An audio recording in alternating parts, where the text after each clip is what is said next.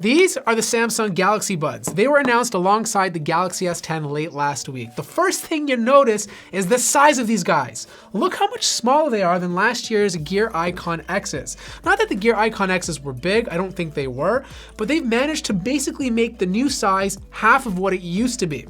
I mean, the thickness, it's not nearly as thick as the Iconx's, and its total width and height is even smaller.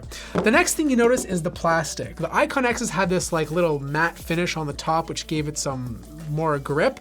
This one doesn't have that grip anymore. This package does feel a little bit more durable, even though it's using plastic. It's just great if you're putting it in your pocket. I mean, like, look at this. You're walking down the street, you got your banana buds in there. They're not really sticking out compared to other truly wireless earbuds. I've mentioned this in other videos. You don't want it too close to here because then, you know, the ladies will get a little excited.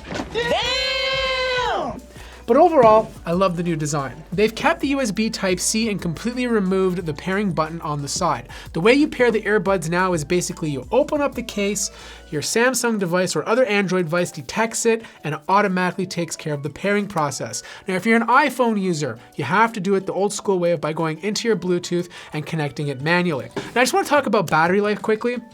The battery life with these guys on a single charge is really good. You're getting about 6 hours of use before you need to charge it. The case itself, because it's slimmer now, you don't have as many charges inside. You're basically getting an extra 6 to 7 hours of use before you need to charge them again. Now, quite frankly, I would rather take this size, lose a bit of battery because I like the pocketability of them. On top of that, you can also wirelessly charge these. You can put them on the back of your Samsung device, which has a new feature called Power Share. So all you do is basically turn on Power Share, put your Galaxy Buds on top, and they automatically start charging. I don't know if you guys can see this, but there's like a little red light in the bottom. Now, speaking of music, how do these guys actually sound? Now, I'll be honest with you. If you're looking for the best sound, you're not gonna buy these things.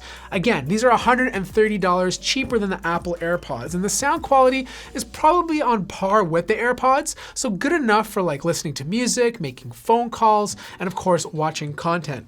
Now, the one thing that people always ask me is, does it have audio lag? And there's some cheaper earbuds out there. If you put them on and you start watching movies, there's a little bit of a delay. There's no delay here. Doesn't matter if I'm watching Netflix, doesn't matter if I'm using an iPhone, or doesn't matter if I'm using a different Android device. No audio lag whatsoever.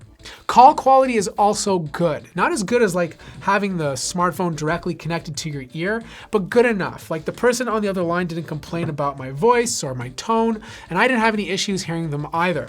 Now, the only thing that's a little bit different is the way you can control these buds. The buds themselves look exactly the same or quite close to last year's Iconx. You have little wingtips on the side to keep them securely in your ear. You have extra buds or extra bud tips inside of the box that you can change out depending on your ear size. They are splash resistant, so if you get a little bit of water on this, they're not gonna get damaged. And they're fantastic if you're a runner or someone who's constantly on the move. I didn't find they had any issues falling out when I was doing extraneous activity.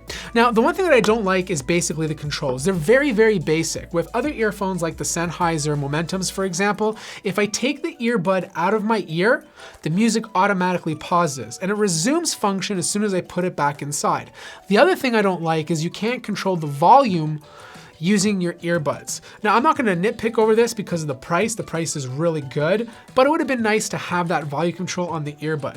The only thing the earbuds can be used for is to pause, play, answer phone calls. You can double tap to change the song or triple tap to go back to the previous song before that. They are introducing a brand new ambient mode. So basically what happens is it allows you to listen to the outside world without completely dampening the sound. So here's the bottom line. The Galaxy Buds may not have the best sound and of course the best battery life, but it's still pretty solid. For 130 bucks, what you're essentially getting is a solid package. The sound is good enough for your everyday commute or going to the gym or even listening on a plane. The size of it is fantastic. Most other earbuds come in this package are usually a little bit thicker or a little bit bigger. It works perfectly with your Galaxy device. If you open it up, it automatically pairs, something that we've been missing from Android for a very, very long time. And the price is fantastic. For $130, you really can't complain. I definitely recommend these if you want something with a little bit better sound. I'll place a link to that in the description down below. That wraps up my review. Let me know your thoughts in the comments. Like the video if you like it, subscribe if you haven't already, and I'll see you guys in the next video. I gotta stop flipping things. One day it's just gonna like fall and completely break. Okay, I really gotta stop. I've really gotta stop. Okay.